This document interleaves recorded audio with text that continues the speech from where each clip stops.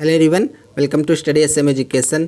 इस वीडियो में हम class 7 CBSE NCERT English book Honeycomb की पोएम द रेबेल के क्वेश्चंस आंसर को डिस्कस करेंगे। तो चलिए इस वीडियो को शुरू करते हैं।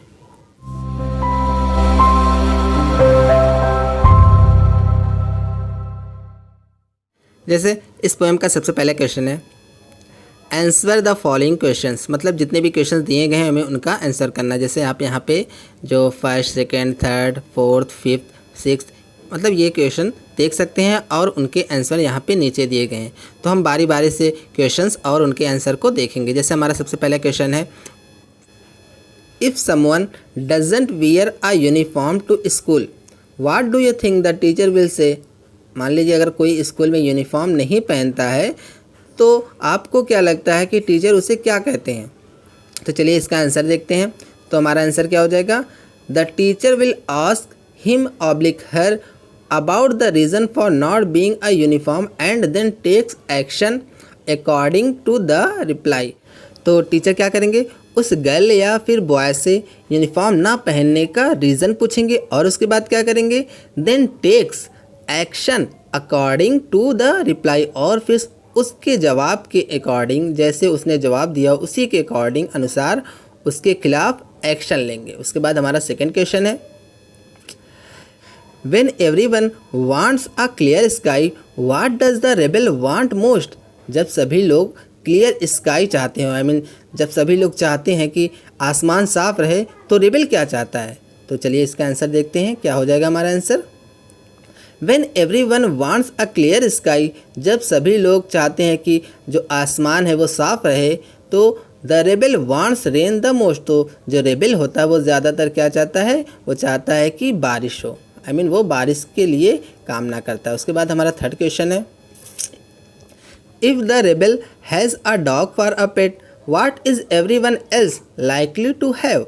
मतलब अगर रेबेल के पास जो पेट के रूप में एज अ पेट डॉग हो तो दूसरे लोग हैं, जो दूसरे पर्सन हैं वो क्या रखना चाहते हैं, एज अ पेट वो क्या रखना चाहेंगे। तो चलिए इसका आंसर देखते हैं। जैसा कि हम जानते हैं दूसरे लोग क्या चाहेंगे, कैट चाहेंगे, कैट को प्रीफर करेंगे। तो इसका आंसर क्या हो जाएगा, if the rebel has a dog for a pet, अगर रेबेल के पास पेट डॉग हो है तो then everyone else is likely to have a cat, तो सभी लोग क्या चाहते हैं, कैट को रखना चाहते हैं। उसके बाद हमारा फोर्थ क्वेश्चन है why is it good to have rebels, मतलब रेबेल्स का होना अच्छा क्यों है। अब चलिए इसका आंसर देखते हैं, ये काफ़ी अच्छा क्वेश्चन है।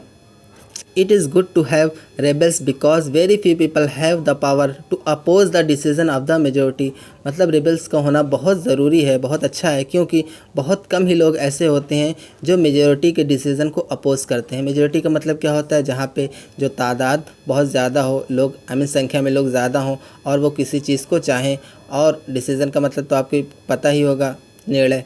तो मेजोरिटी के डिसीज़न को अपोज करना, उसके खिलाफ़ कुछ बोलना, इसमें ये करने में बहुत शक्ति की ज़रूरत है, और बहुत ही कम ही लोग ऐसे होते हैं जो मेजॉरिटी के डिसीज़न को अपोज करते हैं। They think differently and fearlessly stand with their choice, मतलब ये जो रेबेल्स लोग होते हैं वो क्या करते हैं, अपनी चॉइस के साथ, अपनी चॉइस के अकॉर्डिंग क्या करते हैं, डिफरेंटली, मतलब कुछ अलग तरीके से सोचते हैं और बिना डरे। ऐसा नहीं कि उनके मन में डर होता है, तो वो लोग क्या करते हैं, कुछ अलग करने की उनके अंदर ख्वाहिशें होती हैं, और वो क्या को होते हैं, फियरलेस होते हैं और कुछ अलग सोचते हैं और अपनी चॉइस के अकॉर्डिंग ही वो काम करते हैं, विच कैन बी बेनिफिशियल, और जो बेनिफिशियल हो सकता है, लाभदायक हो सकता है। तो रेबल्स का होना हमारे लिए काफ़ी अच्छा है। उसके बाद हमारा फिफ्थ क्वेश्चन है why is it not good to be a rebel one self, मतलब स्वयं का रेबल होना अच्छा क्यों नहीं है। चलिए इसका आंसर देखते हैं। It is not good to rebel one self, स्वयं का रेबल होना अच्छा नहीं है, because no one will like you, क्योंकि आपको कोई पसंद नहीं करेगा। It keeps you apart from the people, ये आपको लोगों से दूर रख देगा। And there will be like enemy for you, और वो आपके लिए एनिमी की तरह हो जाएंगे, मतलब दुश्मन की तरह हो जाएंगे।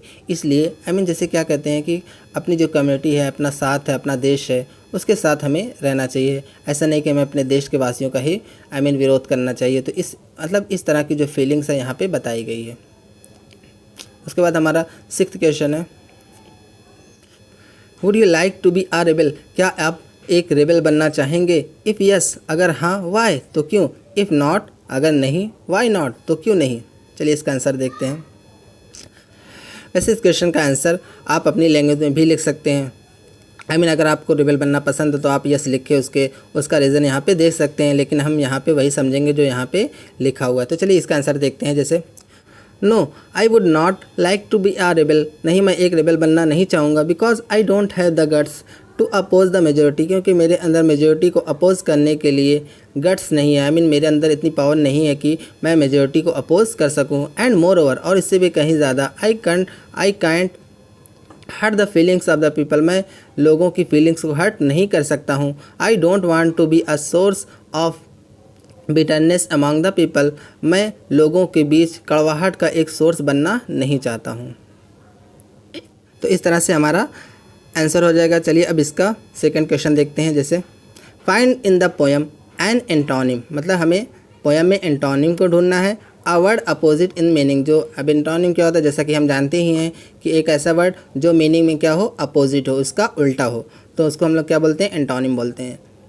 For each of the following words, मतलब जितने भी वर्ड्स दिए हैं उनका हमें एंटोनिम लिखना है, उसका अपोजिट लिखना है। जैसे यहाँ पे फर्स्ट क्या है, लॉन्ग, लॉन्ग का अपोजिट क्या होता है, जैसे कि हम जानते हैं शॉर्ट होता है। उसके बाद ग्रो का यहाँ पे अपोजिट क्या हो जाएगा, कट हो जाएगा। क्वाइटनेस का क्या हो जाएगा, डिस्टर्बेंस हो जाएगा। उसके बाद सोबर, सोबर का मतलब जैसा कि हम जानते हैं क्या होता है, सादगी से, तो उसका अपोजिट क्या हो जाएगा, फैंटेस्टिक हो जाएगा। उसके बाद लॉस्ट है, लॉस्ट का मतलब क्या होता है, खोया हुआ, और इसका अपोजिट क्या हो जाएगा, फाइंड हो जाएगा।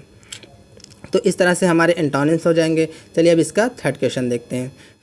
Find in the poem lines that match the following, मतलब हमें पोएम्स की लाइन्स में उस लाइन्स को ढूंढना है जो दी गई लाइन्स, यहाँ पे जो first, second, third, fourth, fifth, ये दी गई जो लाइन्स दी गई हैं, सेंटेंस दिए गए हैं, उनसे मैच करें। उनकी मीनिंग इन सेंटेंसेस के से मैच करें।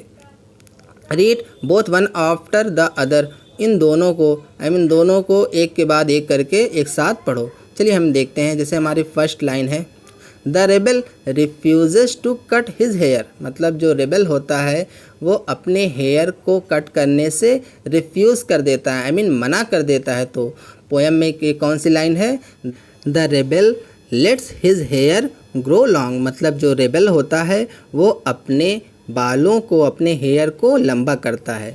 मतलब the rebel refuses to cut his hair और the rebel lets his hair grow long, ये दोनों का मतलब मीनिंग सेम है। चाहे हम कहें कि रेबल अपने बालों को कट करने से मना कर देता है, चाहे हम ऐसे कहें कि रेबल अपने बालों को, अपने हेयर को बढ़ाता है, दोनों की मीनिंग सेम है। उसके बाद हमारा सेकंड सेंटेंस है, he says cats are better, मतलब वह कहता है कि जो कैट है वो बेटर है। तो पोएम्स की लाइन्स में ये किससे मैच कर रहा है, the rebel expresses a preference for cats, मतलब जो रेबल होता है वो कैट्स की प्रेफरेंस को एक्सप्रेस करता है, व्यक्त करता है। वो कैट को ज़्यादा वरीयता देता है। तो इस तरह से ही सेज कैट्स आर बेटर और the rebel expresses a preference for cats, ये दोनों एक दूसरे के साथ मैच कर रहे हैं। इन दोनों सेंटेंस की जो मीनिंग है वो एक दूसरे के साथ मैच कर रहे हैं। उसके बाद हमारा थर्ड सेंटेंस है, ही रिकमेंड्स डॉग्स, वह डॉग को रिकमेंड करता है। तो ये किससे मैच कर रही है, the rebel puts in a good words for dogs. उसके बाद हमारा फोर्थ सेंटेंस है, ही इज़ अनहैप्पी, वह नाखुश होता है, अनहैप्पी होता है, बिकॉज देयर इज़ नो सन, क्योंकि कोई सन नहीं होता है। जब सन नहीं होता है तो वो क्या होता है, अनहैप्पी होता है। तो ये किससे मैच कर रहा है, the rebel regrets the absence of sun, मतलब जो रेबल होता है वो सन की एब्सेंस पर रिग्रेट करता है, पछताता है। तो ये किससे मैच कर रही है, जो हमारा he is unhappy because there is no sun और the rebel regrets the absence of sun, ये दोनों की मीनिंग एक दूसरे के साथ मैच कर रही है। उसके बाद हमारा फिफ्थ और लास्ट सेंटेंस है, ही इज़ नॉइजी ऑन पर्पस, मतलब वह पर्पस पर, किसी उद्देश्य पर क्या होता है, नॉइजी होता है, शोर करता है। तो क्या होता है इसका, ये किससे मैच कर रही है, the rebel creates a disturbance, मतलब जो रेबल होता है वो डिस्टर्बेंस बाधा को क्रिएट करता है, पैदा करता है। तो he is noisy on purpose और the rebel creates a disturbance, ये दोनों जो लाइन्स है, जो दोनों सेंटेंस है एक दूसरे के साथ मैच कर रहे हैं। सो बच्चों, this is the complete question answer of your poem the rebel. Hope आपको इन क्वेश्चंस के आंसर अच्छी तरीके से समझ में आए होंगे। फिर भी आपको कोई डाउट है, कोई प्रॉब्लम है तो आप मुझे कमेंट सेक्शन में भी पूछ सकते हैं। If you like this video please like, subscribe, comment and share with your friend. Thank you for watching this video. Thank you.